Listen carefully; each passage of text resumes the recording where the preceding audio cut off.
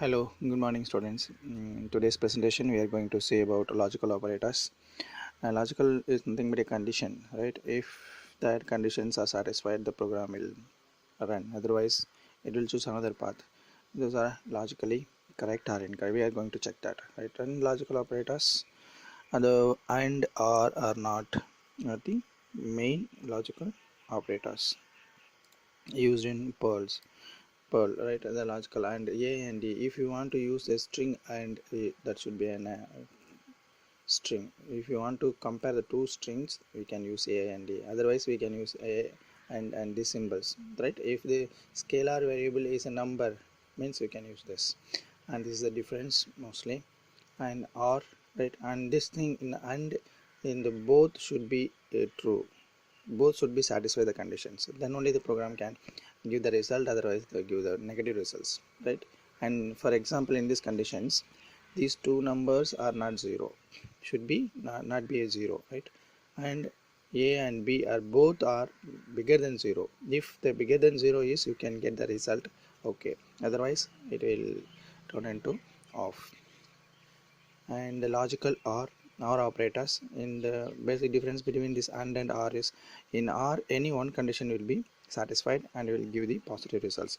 And say that for example, scalar A or scalar B is true. If one of is true, right, it will be not a zero, means this is the condition given. The answer will be true, right? The result will be true. And see that, and this is the or operator. I'm sorry, yes, or operators. Vertical lines. In programming in PERL, sometimes we can use for this for concatenate. Instead of dot, we can use a single vertical line, and this is a double vertical line for logical operators. Not operators also used given condition. In consideration of satisfied, it will be zero, right? If not SD is true, if is zero, like that. For example, we will see in this program we have already given the true operands. $A is true, $B is false, right? So result A and B is false, because we have given in this and means both should be in a condition, both should be satisfy the conditions. If A true and B also true means, and here also come the results true, or false also give the results true, right? And here one is true and one is false, so false is the result.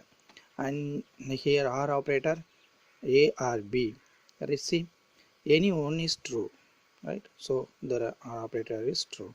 And here not operators is SD equal to not zero, it's not SD, right? Zero means not SD.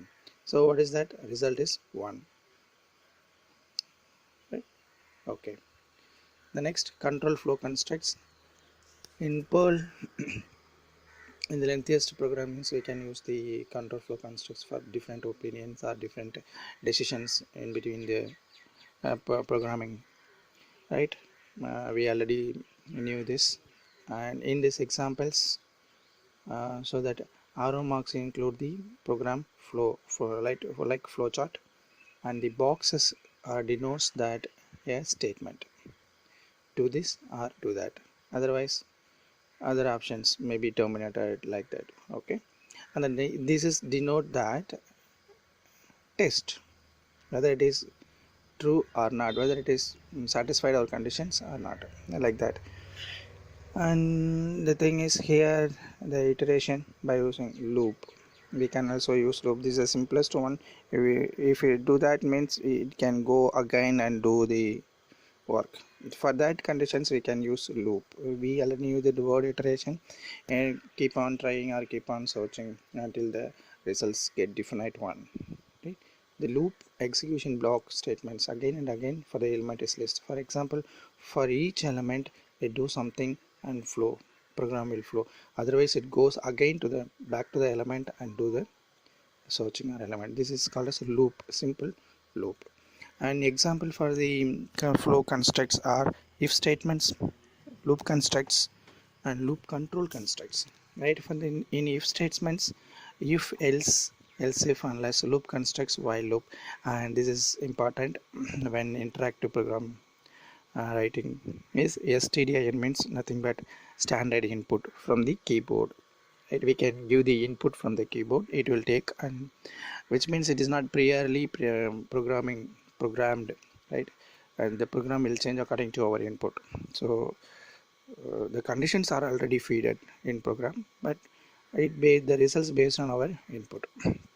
Infinite loop, until, for loop, each loop, and this do while and do until, and this is most important thing in the conditioning of searching. Then loop control constructs, breaking out, going on the next, re-executing the loop labels, and go to. These are the important some of the flow construct used in PERL. Right. Coming to the if statement, if is used to test a conditions actually, right? And the structure is, if the condition we have to give, again the statements we have to give. For example, suppose I want to divide a number, right? That may be given by you or given by others or typed by in the standard input output or whatever it may be. I want to divide a number by 100, right? This is the conditions, and first I have to check the number is not 0, right? And if not 0, you have to perform division. The program is, if this is a scalar value, number is not equal to 0, right? The condition is here. If it is not equal to 0, then next will be moved, right? Result equal to 100 divided by number. If we in this program, if I submit 0, it will not perform, right?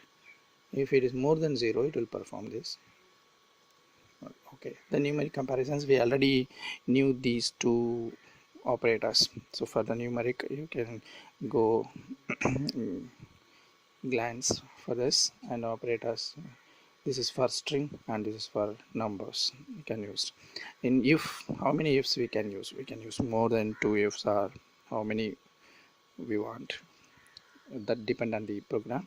Consider the 2 increments. See that the simplest example, I have a password for my system, right? You are giving a chance to guess my password, to type it. If my password is same to your guess, you are my friend. Otherwise the program will say you the imposter. Say that if I have use the if, and this is the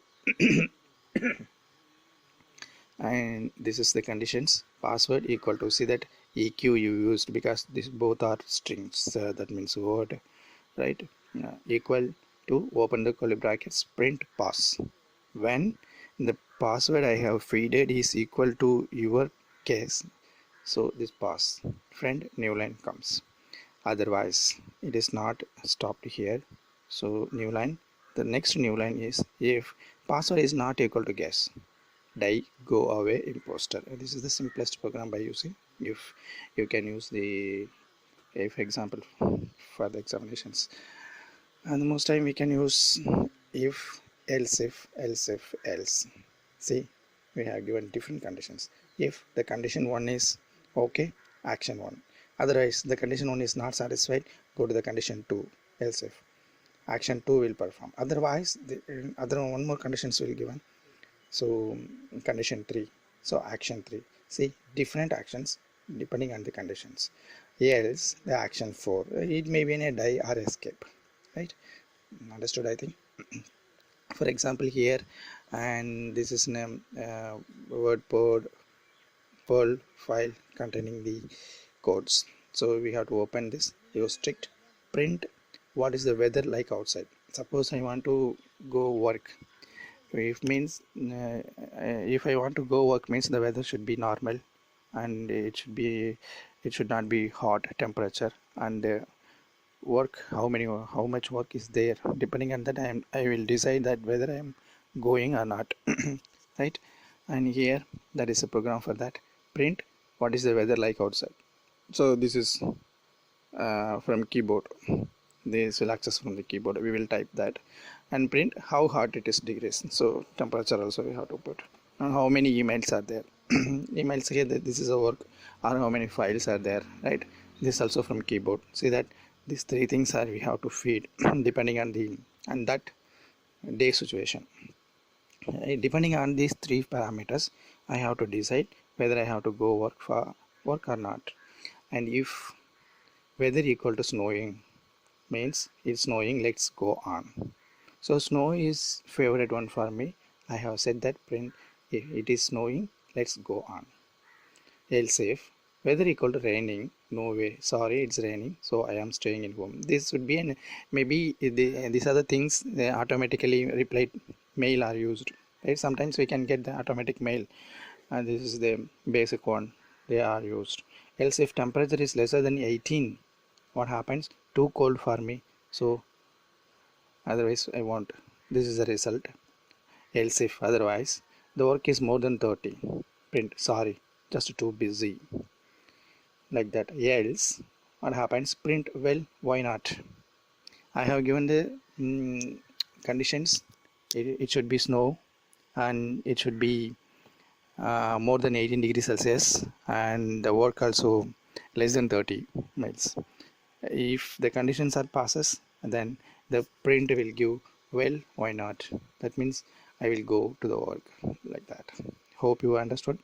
And the program with three, if we already saw the previous slides, so here that this is you have to see this target and guess, and both are integers, right?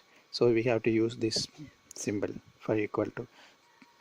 If target I have given to the system is equal to your guess, so the print will be that's it, you guessed correctly, new line, exit. If the target is lesser than what I guess, will be your number is more than my number. So like this you can try. If else and if unless are, and this is the word file, sorry, this is the program file, this .pl. Actually this is notepad, we can convert into .pl, right? And use strict my target is 12, print guess my number, enter your guess standard input from the keyboard, and target equal to guess, though you can go on. Unless if this is a different program, SA print SA is not true, then new line, if it is true or not. Unless otherwise you can use here like if, right? Looping constructs uh, better we can see in the next presentation, because I can't upload the lengthiest presentation in online. Okay.